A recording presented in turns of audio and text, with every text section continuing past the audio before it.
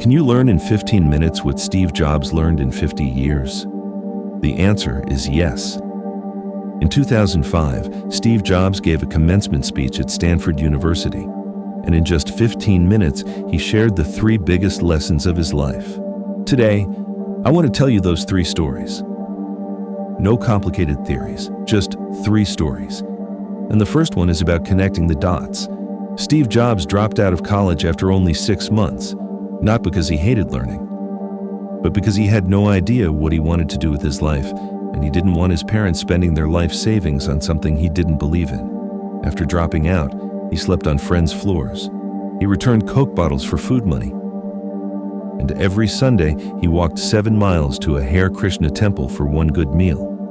But because he wasn't taking regular classes anymore, he started attending classes that interested him. One of them was calligraphy. At the time, it seemed useless. Beautiful fonts, different typefaces, spacing between letters, none of it looked practical. But 10 years later, when Apple created the Macintosh, those lessons became the foundation of modern computer typography. And because Windows copied the Mac, every personal computer today has beautiful fonts.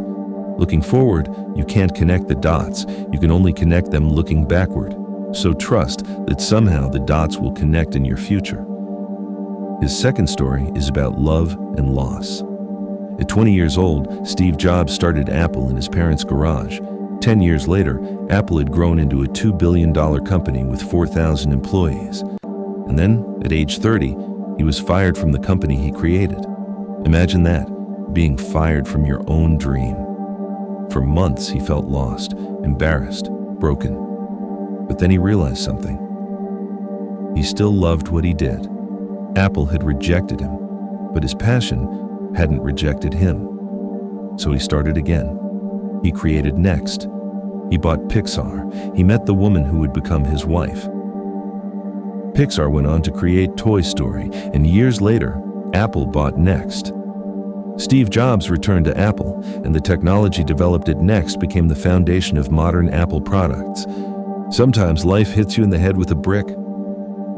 Don't lose faith, because the only way to do great work is to love what you do. And if you haven't found it yet, keep looking. Don't settle. His third story was about death. When Steve Jobs was 17, he read something that changed his life forever.